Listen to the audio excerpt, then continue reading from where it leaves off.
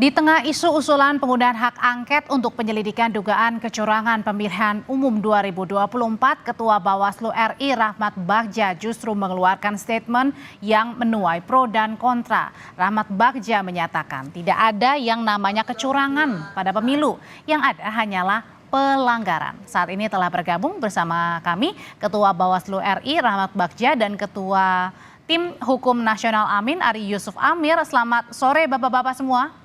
Sore, Pak. Sore, Assalamualaikum Pak Bagja. warahmatullahi wabarakatuh. Yuk, Mas. Waalaikumsalam. Saya mau ke Pak Bagja dulu. Pak Bagja, jadi Bapak bilang ini tidak ada yang namanya kecurangan pada pemilu. Yang ada hanyalah pelanggaran. Ini maksudnya apa sih, Pak?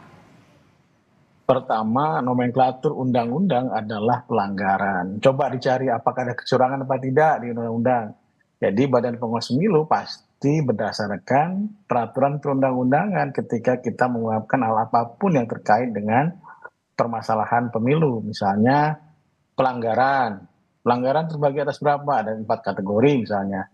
Kemudian nomenklatur kecurangan ini nggak ada dalam Undang-Undang 7, tidak dikenal ke kecurangan pemilu. Jadi kami meluruskan ya, kalau kemudian perspektif Ini masyarakat. perbedaan hanya kata atau maknanya, Pak? Pertama, pelanggaran bukan hanya kata dan makna, tapi dalam undang-undang demikian.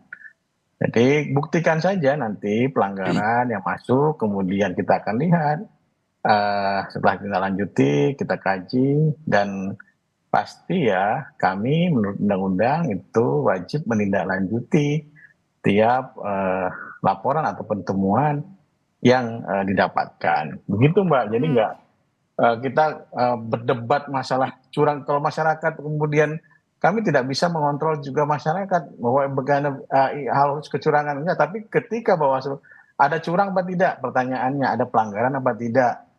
Gitu. Jadi hanya pemilihannya saja pelanggaran, bukannya kecurangan gitu ya, Pak? Ya, dalam undang-undang tidak ada kecurangan, Mbak. Dalam undang-undang adanya pelanggaran. Coba dicari nomenklatur kecurangan dalam undang-undang, nggak ada, Mbak. Oke, kalau gitu sekarang saya tanyakan ke tim yang rencananya ini juga akan mendukung menggulirkan hak angket, Mas atau Pak Arief ya. Pak Arief, ini kan tim 01, baik 0 juga 03 ini mengeluarkan hak angket karena adanya dugaan kecurangan pemilu. Tapi satu sisi tadi Pak Bagja juga Ketua Bawaslu sudah menyatakan tidak ada yang namanya kecurangan, yang ada hanya pelanggaran. Jadi ini akan diubah makna atau apa yang dilihatnya? Pak Ari dari pernyataan Pak Bagja. Terima kasih Mbak. Jadi kita lihat begini, secara etimologi dalam Kamus Bahasa Indonesia itu curang itu berarti tidak jujur, tidak adil, culas. Sedangkan melanggar itu hanya bertentangan atau bertabrakan dengan peraturan yang dibuat. Nah, tadi apa yang disampaikan oleh Pak Bagja tadi? Apakah Undang-Undang Pemilu mengenal istilah kecurangan? Memang kita memahami satu undang-undang harus komprehensif, melihat dari keseluruhan dan makna filosofis daripada suatu undang-undang tersebut. Jadi jangan lihat satu pasal tanpa melihat pasal-pasal yang lainnya.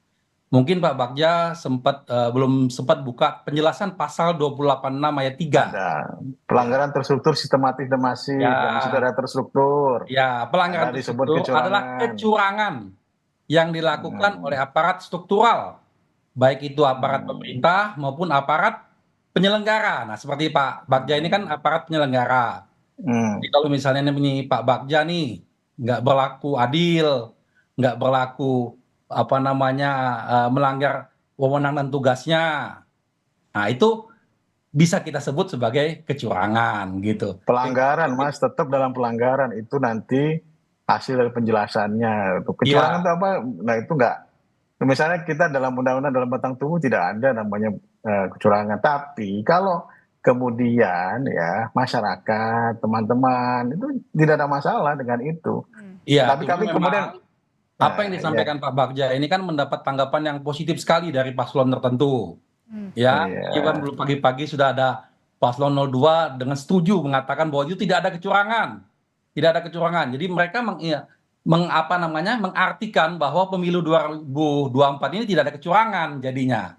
Nah, jadi memang agak harus hati-hati karena makna yang disampaikan oleh Pak Bagja ini mengesankan bahwa seakan-akan ada misi yang ingin disampaikan oleh kepentingan paslon tertentu, itu yang menjadi berbahaya. Jadi sebenarnya Mas Ari kalau ngelihatnya ini lebih pada kecurangan atau pelanggarannya nih? Sebelum saya nanya ke Pak Bagja nih, yang dilihat saat ini teman-teman mengumpulkan lebih banyak kecurangannya atau pelanggarannya? Kalau kami dari awal, jauh sebelum terlaksananya pencoblosan sudah banyak terjadi kecurangan. Karena tadi yang saya katakan, makna terstruktur itu, bagaimana dari aparat penyelenggara pemilu seperti KPU dan Bawaslu, aparat pemerintah dari presiden sampai Oke. kepala desa, itu secara terstruktur. Oke, jadi itu Sehingga namanya kecurangan ya, kalau itulah dikatakan Mas kecurangan. Ari dan teman-teman ya. Ya, betul. Pak Bagja itu kata kecurangan. Pertama, Mbak, nanti masuk ke pelanggaran administrasi terstruktur dan sistematis masif di Bawaslu ya. Kalau di MK pelanggaran terstruktur, sistematis dan masif. Ini agak berbeda pembahasan ini. Namun ya, kita akan lihat misalnya apa yang dilakukan. Ada command responsibility, ada perintah tertulis, ada kemudian terbukti pidananya. Itu yang harus dibuktikan dalam pelanggaran terstruktur, sistematis dan masif ya. Kalau seperti itu sampai dengan saat ini ya, pelanggaran terstruktur sistematif itu tidak ada ya, Mbak. Jadi Itu temuan dari Bawaslu sendiri, Pak? ya sampai sekarang belum ada, bukan Belum ada kemudian laporan atau temuan? laporan sampai sekarang belum ada, temuan juga demikian. Gitu Mbak. Jadi kalau kan saya bilang belum ada ya, bukan tidak ada. Hati-hati statementnya. Oke, belum Kemudian ada kalau ya Pak Bagja? Iya, belum ada. Kemudian ada tentang pengarahan kepala desa misalnya. Apakah kemudian ada perintah, ada kemudian yang harus dibuktikan kan namanya alat bukti kan harus precise. Ada dan bagaimana dan ada siapa yang memerintahkan. Aparat negara siapa aparat negaranya, buktinya seperti apa, bagaimana pembuktiannya. Oke, Nah, tapi masalahnya itu pernyataan Pak Bagja ini kemudian muncul di tengah-tengah juga hangat ya, pengguliran hak angket yang saat ini disuarakan 01 dan 03, apa nggak resah Pak Bagja? loh, kami tidak pada mengomentari masalah hak angket dan lain itu dalam Undang-Undang MD3, Mbak. Dalam Undang-Undang Dasar dan Bawaslu ya tidak pada kewenangannya. Kita juga harus bicara itu. Tidak bicara kewenangannya di sini. Jadi kami ya dalam melakukan statement dan lain-lain juga harus memperhatikan misalnya ada nggak kecurangan? Ntar dulu kalau bahasa kecurangan bahaya ini. Nah, kita masih bilang ada 4 kategori pelanggaran: pelanggaran administrasi, pelanggaran tindak pidana pemilu, pelanggaran kode etik penyelenggara pemilu, dan juga pelanggaran hukum lainnya. Nah, nanti tadi Mas Ari tadi sudah sampaikan ada di penjelasan misalnya. Nah, kecurangan itu apa yang dibuktikan? Ada kemudian terstrukturnya seperti apa? Nah, itu harus dijelaskan. Ya. Dan itu pembuktiannya itu harus clear, precise. Jadi nggak boleh ada misalnya dalam pelanggaran administrasi TSM di Bawaslu, kalau nggak salah Bawaslu nomor 7 atau nomor 8 ya tentang pelanggaran administrasi TSM. Itu misalnya ada kuantifikasinya 80%. Oke, ya. baik. Kalau gitu sebentar Pak Bagja, saya mau tanya ke Pak Ari dulu. Pak Ari, kemudian 50%, dari 50%. Oke. 50%, Mbak. Oke, kemudian ada yang merasa ini nggak mempertanyakan dari tim misalnya dengan pernyataan ini, atau sebenarnya tetap jalan aja nih tim mengumpulkan bukti-bukti mau kecurangan maupun pelanggaran dugaan. Nah, kita juga tidak tahu nih konteksnya Pak Bagja membahas ini apa nih, apa kaitan dengan adanya mau ada hak angket sehingga Pak Bagja menggulirkan opini seperti ini ya. Karena begini, dalam konteks itu sebetulnya tidak penting kita mendikotomikan istilah pelanggaran dan kecurangan secara kontekstual ya. Sebab secara substantif, setiap pelanggaran memang belum tentu dimaknai sebagai kecurangan. Kalau itu dilakukan tanpa unsur kesengajaan. Misalnya contoh lambat buka kotak, kecepatan melaksanakan segala macam itu ya. Tetapi kalau setiap kecurangan sudah pasti ada pelanggarannya. Nah, kita khawatir nih statementnya Pak Bagja yang menyatakan Undang-Undang Pemilu tidak mengenal istilah kecurangan, seolah ingin menarasikan bahwa tidak terjadi kecurangan dalam pemilu 2024. Ini bahaya nih. Jadi seakan-akan Belum tadi kata Pak Bagja kan belum ditemukan. Ini kan saya katakan seolah-olah jadinya. Sebab faktanya itu sudah terjadi. Bahkan diduga terjadi tidak hanya secara terstruktur, tapi juga secara sistematis dan masif. Nah, saya sarankan sebaiknya tugasnya Pak Bagja ya, Bawaslu, fokus kembalilah pada tugas dan wewenangnya. Jangan terkesan sebagai juru bicara paslon tertentu jadinya nanti. Bawaslu ini sebagai lembaga penyelenggara pemilu, Bentar, ada tanggapan dulu Pak Bagja. Penyelenggaraan pemilu di seluruh wilayah negara Kesatuan Republik Indonesia. Dan dia bertanggung jawab tidak hanya kepada pemerintah, tapi kepada masyarakat seluruh Indonesia, kepada seluruh rakyat, kepada Tuhan Yang Maha Esa. Tidak hanya saat ini, tapi juga saat yang akan datang. Baik. Jadi kalau tadi Pak Bagja mengatakan, cek dulu, bukti dulu, kami laporannya sudah sangat banyak Pak Bagja. Di seluruh daerah laporan kami sudah kami masukkan. Sekarang tinggal tugasnya Pak Bagja dan kawan-kawan memfollow upin laporan itu. Karena ini sudah kasat mata, misalnya penggerakan kepala desa. Oke. Pak Bagja juga sudah merasakan itu pasti. Pak Ari, sebentar saya mau Kalau kasih tidak ditanggapin, susah kita. tanggapan. Waktu ke Pak Bagja, silakan. Ya, silakan. Terima kasih. Yang jelas merasakan dengan membuktikan itu berbeda Pak Ari. Pak Ari advokat pasti mengerti tentang itu. Kita akan terkait dengan alat bukti, pembuktian, kualifikasi laporan, kualifikasi temuan, dan lain-lain. Kalau misalnya kami juga tidak kemudian ya, kan ditanyakan oleh wartawan, bukan kemudian saya punya statement sendiri Pak Ari, tidak. Berapa kecurangan loh? Di kami tidak ada, yang ada pelanggaran. Apakah ada kemudian curang? Ya dibuktikan saja pelanggarannya. Kemudian kita akan usut juga. Tentu juga ada kasus yang sudah ditindaklanjuti oleh Bawaslu. Ada 1.000 laporan, ada 380 temuan seluruh Indonesia.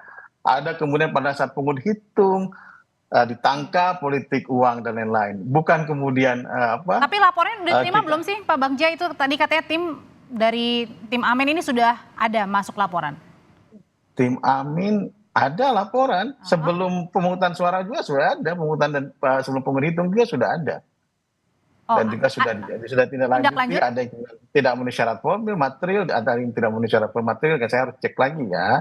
Nah makanya tolong dijelaskan, mestinya setiap laporan kita sudah dijelaskan, sudah ada status laporan. Tidak ada, kami tidak menerima Pak Bagja. Kami tidak menerima penjelasan dari pihak Bawaslu, ini masalahnya apa. Kalau tidak memenuhi syarat material yang mana, formil yang mana, supaya kita bisa fair, sehingga perjalanan Bawaslu dalam melaksanakan tugasnya yang bersikap itu tadi. Pak Ari, saya jadi penyelenggara semenjak tahun 2019 dan itu yang terjadi dari tahun 2019. Iya, kalau cara berpikirnya Bawaslu kita seperti ini, bukan susah kita membuat laporan itu gudang pun dengan berpikir nggak memenuhi unsur, nggak dijelaskan memenuhi syaratnya apa. Oke, jadi saat ini Timnas Amin menunggu ya untuk laporan yang sudah diterima kemudian diproses dari Bawaslu gitu ya, singkat ya? Iya, singkatnya saja misalnya contoh kasus kecil aja ya. Waktu kami melaporkan tentang yang kasusnya Gibran ya. Baik.